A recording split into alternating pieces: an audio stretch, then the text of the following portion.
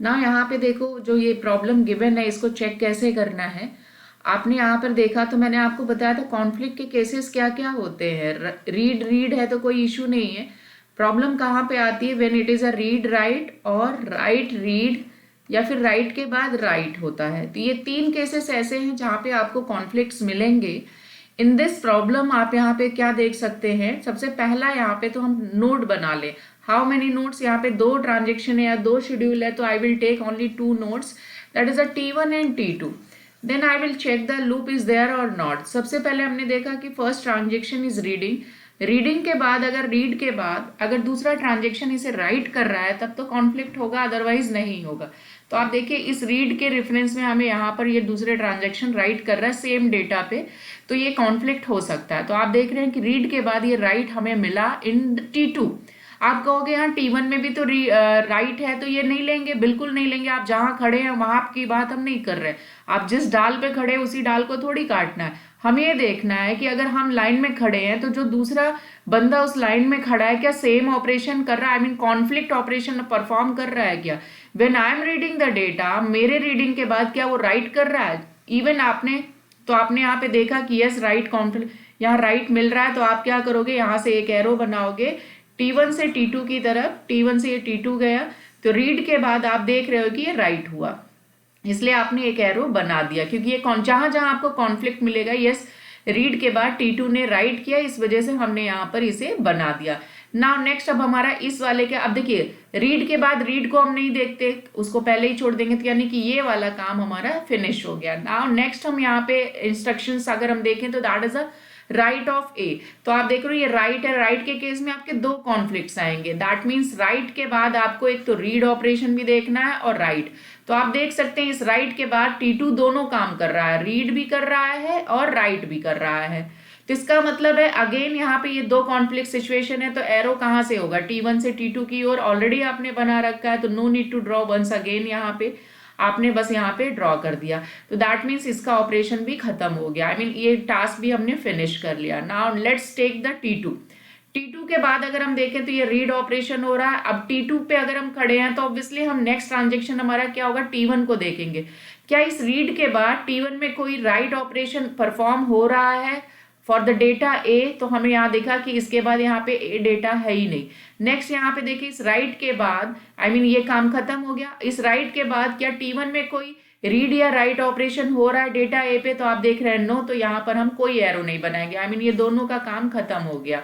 I mean T1 ने कुछ काम ही नहीं किया। After doing this read write operation on the T2 we can not get here any data on this T1 पे हमें कोई डेटा ए मिल ही नहीं रहा है, जो कि डेटा बी मिल रहा है, तो डेटा बी से कोई लेना देना नहीं है। हम सेम डेटा पे कॉन्फ्लिक्ट को चेक करते हैं, डिफरेंट डेटा पे नहीं। ये data A, I mean you are reading the student data and someone is reading the employee data, तो दोनों में डिफरेंस है, कोई फर्क ही नहीं पड़ता। तो अब देखिए T1 is reading the data of B, तो ये क्या है, कोई फर्क नहीं पड़ रहा है, क्योंकि T2 ने कुछ काम ही नहीं किया इसके रेफरेंस में। अगर T2 ने भी यहाँ पे बी पे कुछ काम करा होता तो हम कॉन्फ्लिक्ट चेक करते थे, यानी ऑटोमेटिक ये वाला काम भी हमारा खत्म हो गया। तो आप देखिए इस ग्राफ में हमें क्या मिला है, एक ही यहाँ पर एरो मिल रहा है, that is a T1 to T2। And आप ये कह सकते हैं देख के ग्राफ की नो लूप, यहाँ पे कोई लूप नहीं है। अगर ये T2 से T1 वापस आता तो आप कहते हैं लूप है, तो आप देख सकते हैं नो लूप। इसका मतलब क्या हुआ, अगर लूप नहीं है तो हम क्या बोलते हैं यहाँ पर, ये कॉन्फ्लिक्ट सीरियलाइजेबल है, ये कॉन्फ्लिक्ट सीरियलाइजेबल है। अगर लूप एग्जिस्ट करता तो हम कहते हैं कि वो नॉन कॉन्फ्लिक्ट है। अब जब ये कॉन्फ्लिक्ट सीरियलाइजेबल है तो ऑटोमेटिक आप कहोगे yes it is a view also. अगर ये कॉन्फ्लिक्ट है तो व्यू भी होगा। अब देखो यहाँ पर मैं आई होप कि आपको समझ में आ गया होगा कि ये शेड्यूल मैंने यहाँ पे जो ड्रॉ किया और उसे चेक किया कि क्या ये सीरियलाइजेबल है कि नहीं, तो आप कह सकते हो यस सीरियलाइजेबल है। Then what will be the order, the first question कि अगर ये कॉन्फ्लिक्ट सीरियलाइजेबल है तो what will be the execution order of this transaction. तो सबसे पहले T1 अपना काम खत्म करेगा और फिर T2। तो यू कैन से यहाँ पे मैं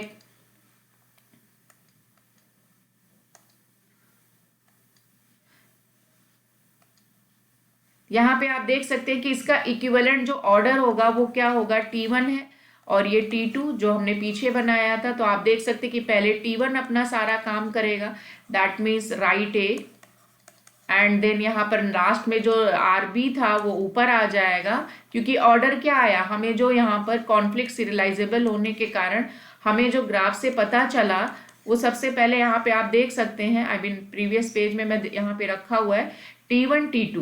तो आप देख सकते हैं, मैंने आपको पहले भी बताया था लास्ट लेक्चर में कि जिस तरफ इनकमिंग एजेस है, तो देखिए इसका ऑर्डर कितना, इनकमिंग एजेस यहाँ कितनी है 1 है, यहाँ पे कितनी है 0, तो सबसे पहले T1 आएगा और फिर T2 काम करेगा। एरो से भी आप, क्योंकि यहाँ 2 ही नोड है, तो आप देख सकते हैं कि पहले T1 काम कर रहा है फिर T2, तो यानी कि first T1 will execute and then T2। आप कह सकते थे कि यहाँ पे 2 शेड्यूल था, मैंने आपको बताया था, तो कितने यहाँ पर प्रेसिडेंट्स ग्राफ बन सकती है, शेड्यूल कितने आप कंफर्म कर सकते हैं T1 और T2 के लिए।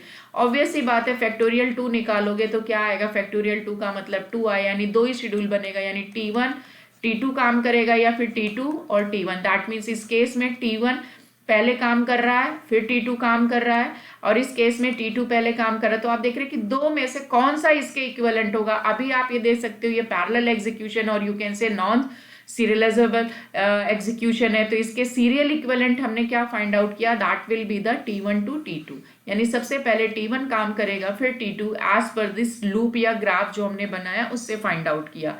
तो इसका जो इक्विवेलेंट शेड्यूल होगा, जो अभी हमने यहाँ पर देखा था, इक्विवेलेंट शेड्यूल क्या था, ये था, दैट मीन्स वो S था, तो हम कहेंगे S डैश हमने जो फाइंड आउट किया। फाइनली आंसर में आप ये लिखोगे कि what will be the order of the execution of the given schedule, that means T1 and T2, यानी T1 के जितने भी काम होंगे वो पहले फिनिश होंगे फिर T2 होगा। ये ऑर्डर हमने उस प्रीवियस ग्राफ से फाइंड आउट किया। एंड अब यहाँ पर एक बात आई कि मैंने कहा कि अगर ये कॉन्फ्लिक्ट आ गया तो व्यू होगा ही होगा। यहाँ पे आप ये रूल याद रखिएगा कि देखिए, हम यहाँ पर, मैंने आपको लास्ट लेक्चर में भी बताया था कि अगर कोई कॉन्फ्लिक्ट शेड्यूल है, सबसे पहले जो भी ग्राफ गिवन है तो हम उसमें चेक करते हैं कि वो गिवन ग्राफ कॉन्फ्लिक्ट शेड्यूल है कि नहीं। जैसा अभी हमने किया यहाँ पे, तो हमने देखा कि ये कॉन्फ्लिक्ट आ गया। अगर ये कॉन्फ्लिक्ट आ गया, अगर मैं ये बोलूँ कि yes it is a conflict, तो आप कहोगे ये व्यू है, ये व्यू सीरियलाइजेबल है, ठीक। अगर ये कॉन्फ्लिक्ट नहीं आता है, अगर ये कॉन्फ्लिक्ट नहीं है, तब हम क्या कहेंगे, ये नॉन कॉन्फ्लिक्ट है। दैट मीन्स नॉन कॉन्फ्लिक्ट है, तो अगर ये view I mean conflict schedule नहीं है तो ये फिर क्या होगा, नॉन कॉन्फ्लिक्ट है। अगर ये नॉन कॉन्फ्लिक्ट है तो हम इसमें चेक करेंगे blind right. I told in the previous lecture की ब्लाइंड राइट क्या है, मेरा एक अलग से मैंने यहाँ पे लेक्चर आपको बताया था ब्लाइंड राइट क्या होता है, जो एक्सेप्शन केसेस होते हैं पैरेलल एग्जीक्यूशन में उसमें। तो ब्लाइंड राइट क्या होता है कि बिना रीड करे ही डेटा, सपोज करो यहाँ पे ये जो है, यहाँ पे देखिए T2 रीड कर रहा है फिर राइट कर रहा है। अगर मैं कहूँ ये रीड ऑपरेशन इसमें हो ना केवल राइट हो, क्योंकि ये अपडेट कर चुका था और डायरेक्टली यहाँ पर ये अपडेट कर दे, T2 डायरेक्टली अपडेट कर दे without reading the data, then that is called the blind write. तो अगर वो कॉन्फ्लिक्ट सीरियलाइजेबल नहीं है तो हम उस सीरियलाइजेबल में ये चेक करेंगे is there any blind write. अगर ब्लाइंड राइट है तो हम उसमें चेक करेंगे, देन हम यहाँ पे अगर हम ये कहें कि ब्लाइंड राइट हमें मिल गया, then check for view serializable. अगर ब्लाइंड राइट उसमें नहीं मिल रहा है तो फिर वो व्यू सीरियलाइजेबल नहीं होगा। अगर वो नहीं मिल रहा है तो यहाँ पर हम डायरेक्टली देख लेंगे कि नॉट व्यू सीरियलाइजेबल। आप देख के ही बता दोगे कि अगर उसमें ब्लाइंड राइट एग्जिस्ट नहीं कर रहा है तो आप कह दोगे भाई इसमें तो व्यू सीरियलाइजेबल भी नहीं हो सकता, इसका मतलब the given schedule is not the serialisable. I mean ना तो वो कॉन्फ्लिक्ट सीरियलाइजेबल निकला ना ही व्यू सीरियलाइजेबल निकला। लेकिन कॉन्फ्लिक्ट होने पर हमने क्या चेक किया कि अगर वो कॉन्फ्लिक्ट है तो ऑब्वियसली वो व्यू सीरियलाइजेबल भी होगा, नो डाउट वो व्यू भी होगा। अगर वो कॉन्फ्लिक्ट नहीं है तो हम चेक करेंगे कि क्या उसमें ब्लाइंड है या नहीं है। तो लेट्स डू दैट वन कि अभी हमने इसे प्रूव किया कि ये जो गिवन प्रॉब्लम था वो कॉन्फ्लिक्ट था। तो अब मैं बार बार कह रही हूं कि ये कॉन्फ्लिक्ट है, तो कॉन्फ्लिक्ट है तो ये व्यू भी होगा, उस चीज को भी कंफर्म कर लेते हैं। तो मैंने व्यू की कुछ कंडीशंस बताई थी, वो देख लेते हैं। मैं यहाँ पे क्लियर कर दूँ क्योंकि आपने देखा कि ये जो प्रॉब्लम था वो क्या आया, कॉन्फ्लिक्ट आया। तो अब हम ये देखना चाहते हैं कि मैं बार बार ये स्टेटमेंट में बोल रही हूँ कि अगर ये कॉन्फ्लिक्ट है तो व्यू है, इस चीज को जस्टिफाई कर लेते हैं पहले। तो आपने देखा कि अगर ये कॉन्फ्लिक्ट है तो उसका एक ऑर्डर हमें मिल गया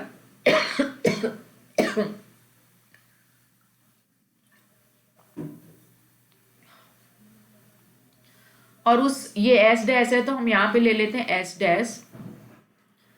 एस डैश अभी मैंने फाइंड आउट किया था नेक्स्ट वाले में है, तो वो क्या है, मैं यहाँ पे पैरेलली बना लेती हूँ ताकि आपको समझ में आए। तो आपने देखा कि इसका एक ऑर्डर मिल गया था due to the conflict serializable R A, then this will be the W A. Again यहाँ पर क्या होगा, सॉरी आर बी ऊपर आ गया, और यहाँ पर ये हो जाएगा R A and then this. I mean ये इसका जो ऑर्डर्ड शेड्यूल हमने प्रेसिडेंट ग्राफ की मदद से निकाला, S dash is equivalent to S, you can say S is equivalent to S.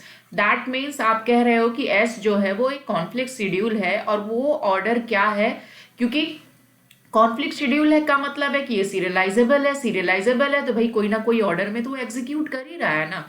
तो वो कौन सा ऑर्डर है, पहले T1 काम करेगा फिर T2 काम करेगा। तो सीरियलाइजेबल, अगर हमने ये प्रूफ कर दिया कि भाई तुम कॉन्फ्लिक्ट सीरियलाइजेबल हो तो तुम सीरियलाइजेबल हो, सीरियलाइजेबल है तो what will be the order, this is the order, पहले T1 काम करेगा T2 काम करेगा। तो आप कह सकते हैं ये दोनों एक दूसरे के इक्विवेलेंट है। आप S को देख रहे हो, ये पैरेलल एग्जीक्यूशन था, जबकि S डैश जो था वो सीरियल एग्जीक्यूशन है, ये सीरियल है और ये पैरेलल है। तो आपने देखा कि एक पैरेलल एग्जीक्यूशन को आपने एक सीरियल में कन्वर्ट कर दिया and this is the order, और आपने इसी बात को बोला कि तुम कॉन्फ्लिक्ट हो क्योंकि मुझे एक ऑर्डर मिल गया। अगर ये कॉन्फ्लिक्ट है तो मैंने अब बोला था कि क्या ये जो है व्यू सीरियलाइजेबल भी होगा। व्यू के लिए मैंने आपको 3 बातें बताई थी। पहला तो था इनिशियल रीड फाइंड आउट करते हैं, दूसरा हम क्या करते हैं, फाइनल राइट फाइंड आउट करते हैं, फाइनल राइट या अपडेट, एंड देन तीसरी जो केस है that is a right read conflict आप बोलते हैं। राइट रीड ऑर्डर आप कह सकते हैं, राइट रीड अपडेट बोल सकते हो, कहीं पे अपडेट गिवन होगा कहीं कॉन्फ्लिक्ट गिवन होगा, ये 3 केसेस है। तो हमारे पास देखिए यहाँ पे 2 शेड्यूल हमने फाइंड आउट कर लिया, मैंने एस गिवन था उसके इक्विवेलेंट हमने एस डैश निकाल लिया, हमने एज्यूम कर लिया ये है, एज्यूम नहीं अभी हमने यहाँ प्रूफ किया कि ये इसका ऑर्डर आया। तो अब हम ये देखेंगे कि हमारे पास देखिए डेटा क्या है, ए है और बी है, ठीक, और हमारे पास 2 शेड्यूल है दैट इज द एस और दूसरा एस डैश, ठीक है ना। अब हम यहाँ पर देख ले, चलिए यहाँ पर एक काम करते हैं थोड़ा सा,